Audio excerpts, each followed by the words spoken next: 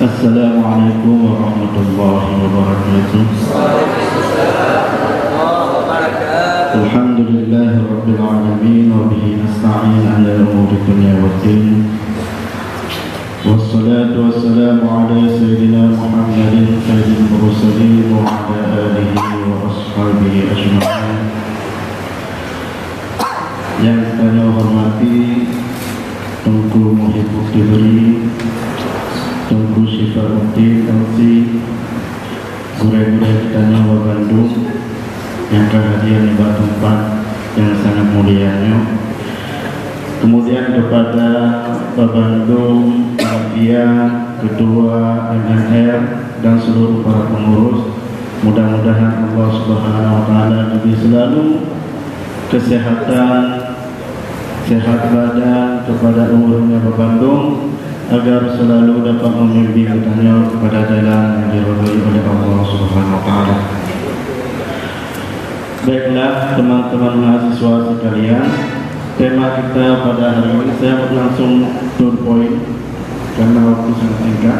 Saya akan berhenti pukul 10.15. Ya, 30 menit.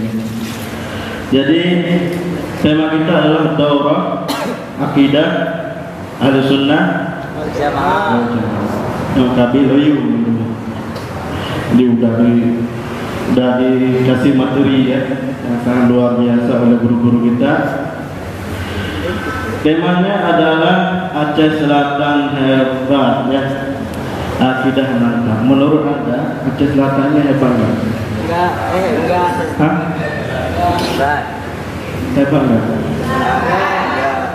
Dari segi apa? Apa indikator Anda mengukur Aceh Selatan ini hebat? Negara yang paling hebat di dunia apa? Turki. Apa lagi? Jepang. Hah? Saudi. Apa lagi? Indikator Anda untuk mengukur itu apa? Dari segi teknologi. Anda boleh mengatakan bahwa Aceh Selatan paling hebat, tapi indikator Anda apa? Baik, saya baru ingin berbicara tentang Aceh Selatan hebat. Nanti saya masuk dalam akidah. Saya ingin bertanya kepada beberapa orang, negara apa yang paling hebat ini? Mereka mengatakan Amerika Serikat. Amerika. Anda yang menjawab Aceh Selatan, Indonesia, Turki dan sebagainya, saya yakin tidak ada dasar. Orang mengatakan Amerika negara superpower, kenapa? Punya indikator. Indikatornya apa? Teknologi. Indikatornya apa? Informasi. Indikatornya apa? Ilmu pengetahuan. Sehingga mereka orang yang hebat.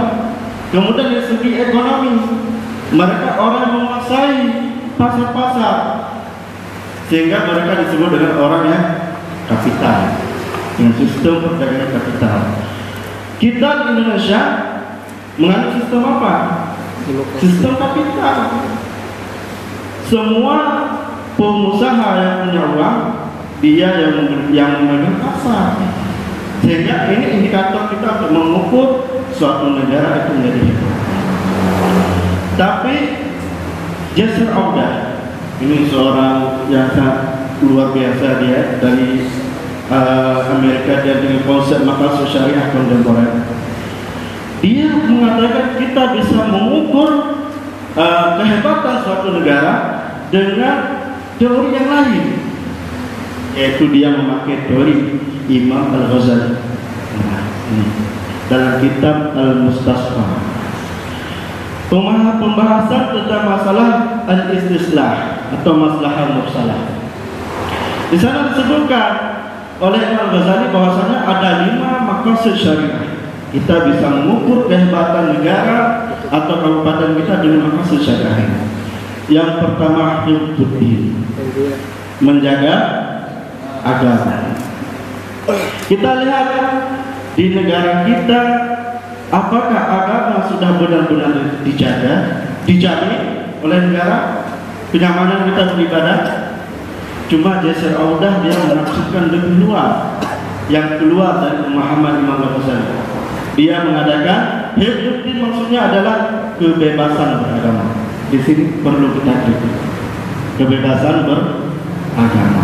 Anda boleh beragama Konghucu, Anda boleh beragama Kristen, silahkan, itu hak Anda. Maksud Imam Al-Ghazali Hifdzuddin bukan demikian.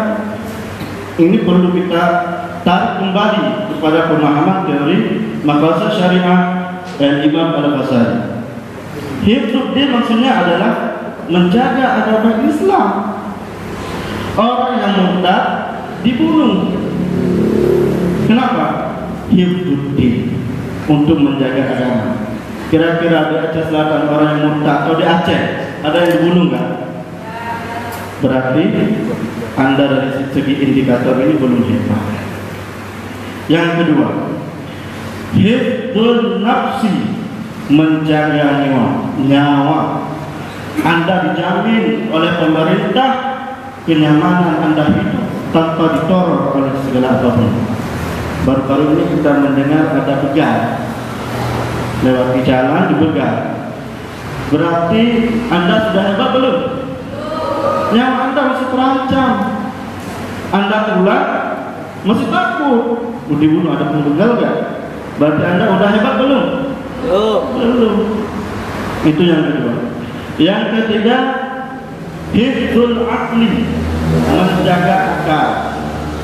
Pemerintah dan dalam menjaga akal dikasih contoh oleh Imam Ghazali adalah larangan minum khamar, mabuk narkotika. Kira-kira di kampung kita, dari pemerintah kita sudah melarang nggak?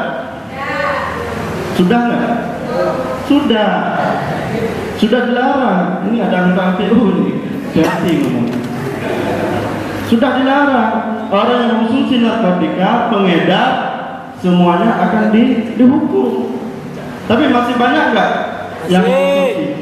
Masih. Berarti Anda belum Itu yang ketiga. Yang keempat, hifdzun nasl, menjaga nasab. Salah satunya apa? Dilarang untuk berzina dan hal yang berkaitan dengan zina, pacaran.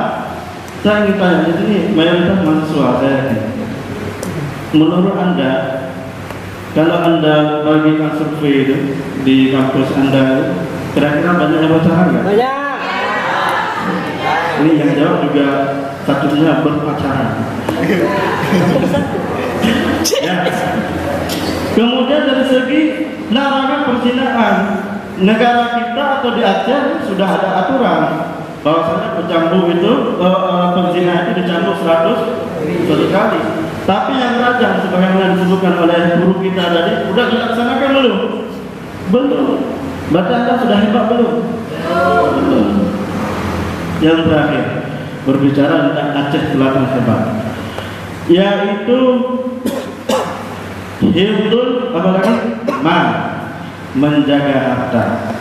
Harta Anda dijamin kenyamanannya, harta Anda dijamin keamanannya. Anda bermotor di kos misalnya, kira-kira motor Anda aman nggak? Kita lihat rumah aja itu, rumah yang mewah itu dikasih pagar, ada satpam. Tujuannya apa? Agar hartanya terlindungi. Berarti Anda sudah hebat belum? Belum.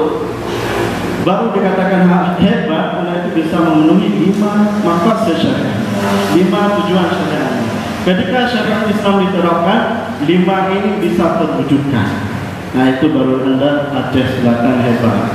Selatan hebat. Kalau sekarang apa? Kita tuh, saya pulang itu malah takut dibegal. Berarti kita belum hebat, nyawa kita masih terancam. Iya kan? Nah itu dari segi Aceh Selatan hebat. Saya ingin mengupas itu dengan melihat bagaimana maqasid syariah melihat kehebatan suatu negara. Dan kita masuk ke yang kedua, yaitu akidah mantap.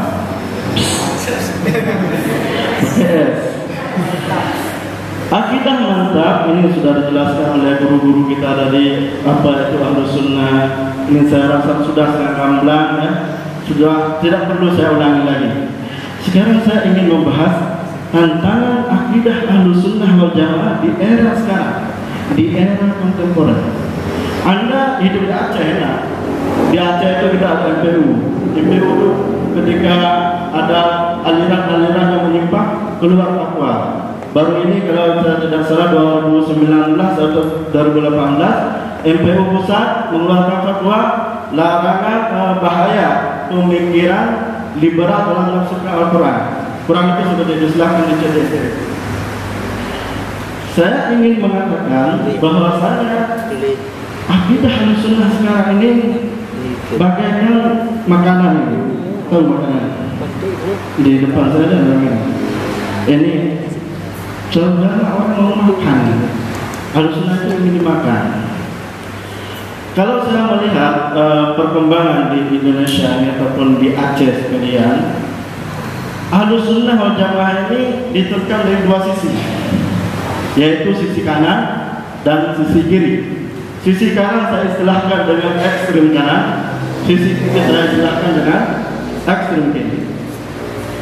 Saya bahas dulu yang ekstrem kanan. Ekstrem kanan ini terdiri dari dua golongan. Ada dua golongan. Yang pertama pemahaman yang fundamentalis. Yang kedua paham radikal. Paham radikalisme. Fundamentalis ini dia itu mengajak masyarakat untuk kembali kepada pokok-pokok ajaran. Saya beri contoh, mohon maaf kelompok Salafi Wahabi. Ini saya terus terang, karena mereka juga terus terang menyebut kita. Orang-orang Salafi Wahabi ini kelompok yang fundamentalis, yang mereka ingin mengembalikan Islam kepada asalnya zaman Rasulullah SAW. Akan tetapi konsep mereka itu yang belum kokoh, sehingga menjadikan mereka itu orang-orang yang mengkafirkan lawan. Jadi Anda itu yang suka ziarah kubur, Nabi nggak ziarah kubur, berarti Anda bid'ah. Jadi seperti itu pemikiran simpel. Jadi mereka mengatakan bahwa diri mereka as-salafiyun, yaitu pengikut para salaf. Kita yang kumpul ini disebut apa? Bukan Ahlussunnah. Jangan anggap Anda ini Ahlussunnah. Di depan mereka saya pernah baca di website mereka itu, mereka menyebut kita apa? Al-Quburiyun. Tahu Al-Quburiyun apa? Penyembah kubur. Wah, luar biasa ini. Sampai segitu pemahaman fundamental mereka itu untuk mengkafirkan lawan. Nah, sehingga apa? Ketika mereka berkembang dalam suatu masyarakat, pasti akan ada gesekan, pasti ada konflik internal, pasti akan ada perselisihan pendapat, dan sampai kepada taraf pengkafiran.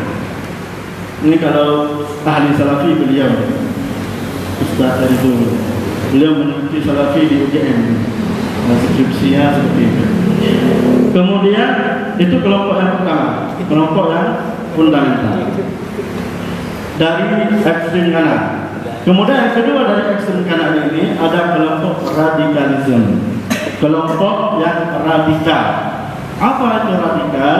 Radikal itu adalah pemahaman yang ingin melakukan perubahan secara frontal, secara hal kekerasan, walaupun harus ditempuh secara kekerasan. Ini bukan FPI yang baru dibubarkan dan tidak cukup FPI. Saya kasih contoh kelompok yang radikal ini, yaitu kelompok Khawarij dan kelompok Syiah. Kelompok Khawarij dan kelompok Syiah ini muncul akibat politik di zaman Sayyidina Utsman. Kalau kita lihat secara tarikh atau secara sisi historis, kelompok ini mereka itu muncul lebih daripada kelompok yang fundamental.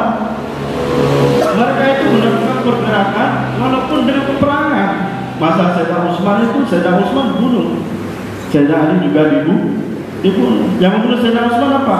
Orang-orang Syiah. Yang membunuh Sayyidina Ali siapa? Orang Khawarij. Nah, jadi ini adalah mereka itu melakukan suatu perubahan dengan melakukan gerakan-gerakan yang keras. Sekarang ada nggak? Ada. Suriah. Saya kasih satu contoh Suriah yang real yang kita lihat.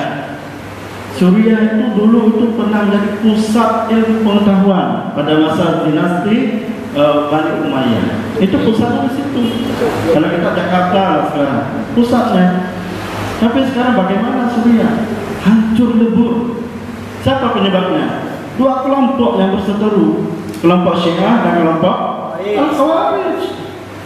Maka kelompok ini, pemahaman ini ingin dibawa di Indonesia, ingin diekspor kepada kita, ingin diimpor. Ada pemahaman Syiah di Solo. Saya dapat kabar dari teman saya orang Solo, mereka itu memperingati hari Asyura, hari wafatnya Saddam Hussein. Nah, ini pemahaman ini sudah mulai masuk kepada kita, sehingga kita harus mewaspadai kelompok yang ekstremkan ini. Dia sudah mengirimkan 10 menit. Kemudian yang sebelah kiri, ekstrem kiri ya. Kelompok yang ekstrem kiri ini kelompok terdiri dari dua juga, yaitu kelompok liberalisme, pemahaman yang liberal. Yang kedua kelompok sekulerisme, kelompok yang sekuler. Kita bahas dulu yang sekuler. Mungkin di negara kita nggak ada. Sekuler itu adalah pemahaman ingin membebaskan agama dari urusan kenegaraan. Jadi negara tidak boleh ikut campur urusan agama. Dulu itu pernah demo, itu apa itu para pelacur itu dia bilang apa? Jangan atur selangkangan kami. Itu kan pernah lihat nggak? Hah? Ketinggalan informasi mahasiswa. Harus update guys. Jadi Anda itu harus mengetahui kelompok-kelompok seperti ini supaya Anda terhindar. Ya, itu kelompok yang sekulerisme. Mereka berusaha untuk memisahkan negara dengan agama. Komunis. Nah, sekarang kan mulai muncul komunis. Ini usaha untuk memisahkan agama dengan negara. Agama itu urusan privasi, bukan urusan negara. Jadi negara nggak berhak mengatur agama. Nah, begitu pemahaman sekuler. Itu diwakili di Indonesia itu dengan kelompok PKI. Kemudian liberalisme ini perlu Anda perhatikan, Anda mahasiswa, dan Anda adalah calon-calon pemikir liberal. Saya katakan Anda ini adalah calon-calon pemikir liberal. Kenapa saya katakan demikian? Pemahaman liberal di Indonesia masuk melalui lembaga kampus, terutama kampus Islam. Kampus Islam, program itu Pak. Saya tidak mengatakan saya itu S1 saya di UIN Sunan Kalijaga Jakarta, S2 juga di sana. Guru-guru saya itu master profesor dalam masalah liberalisme. Saya tahu bagaimana pemahaman mereka. Anda ini target pemahaman mereka. Ada kuliah tafsir di sini. Ada kuliah tafsir yang pernah belajar metodologi penafsiran Al-Quran. Pernah dengar hermeneutika? Pernah? Nah, ini pernah. Saya nggak bohong. Hermeneutika itu apa yang diajarkan? Hermeneutika itu suatu konsep untuk menafsirkan Al-Quran. Ketika Anda menggunakan teori hermeneutika ini, sebenarnya menafsirkan Al-Quran itu sudah ada ilmunya, disusun oleh para ulama, yaitu ulum tafsir istilahnya. Ini hermeneutika, ini suatu teori untuk menafsirkan Al-Quran. Gampangnya gini, ketika Anda membaca satu ayat, lidzakari mithlu haddil unthayain, bisa bagi laki-laki mendapatkan 2 bagian perempuan, 2 banding 1. Hermeneutik itu tidak langsung memahami demikian. Kalau kita kan paham bahwasanya laki-laki itu mendapat 2 bagian, perempuan 1 bagian. Kalau ada waris 15 juta, laki-laki dapat 10, perempuan dapat 5 juta. Kalau kita memakai teori hermeneutik, tidak demikian kita memahami teks Al-Quran. Gimana kita memahaminya? Pandang dulu konteks Al-Quran itu lahirnya kapan. Jadi melihat konteks. Ada. Nah, ini tahu nih. Kita melihat konteks Al-Quran. Al-Quran itu kapan? Pada zaman Nabi Muhammad. Nabi Muhammad itu zaman dahulu, sudah 14 abad yang lalu, 15 abad yang lalu. Turun ketika orang-orang perempuan itu tidak mendapatkan harta waris, dan perempuan di zaman Nabi itu tidak bekerja. Sekarang perempuan itu bekerja. menanggung nafkah keluarganya, sehingga tidak adil kalau kita bagi 2:1. Bandingnya adilnya gimana? 1:1. Ini konsep hermeneutika, dan ini sudah masuk ke kampus, dan ini sudah biasa dipelajari kampus, dan saya sendiri sudah sangat puas dengan materi-materi liberalisme ini, sudah puas. Saya punya dosen, saya ditanya dulu, ini cerita terakhir, kamu ini dari mana? Saya dari Aceh.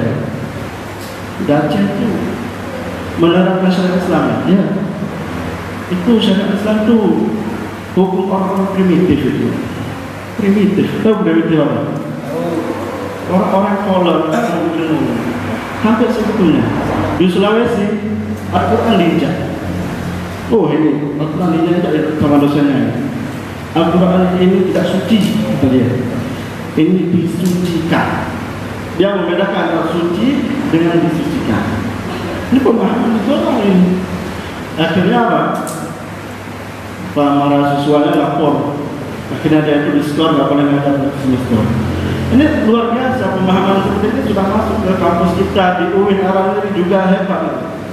Saya langsung katakan, kalau sudah Anda paham. Sebenarnya kita ini sedang berguru dengan pemahaman liberalisme yang sangat kuat. Kemudian ada kebebasan beragama, bahkan ada ajaran pluralisme, semua agama sama, semua agama masuk surga. Dan itu sudah puas mendengar dari dosen-dosen, semua agama itu dalam surga, nggak usah diperdebatkan lagi. Nah, Anda pernah dengar nggak? Pernah. Baca apa di kampus Anda sudah ada ajaran-ajaran liberalisme.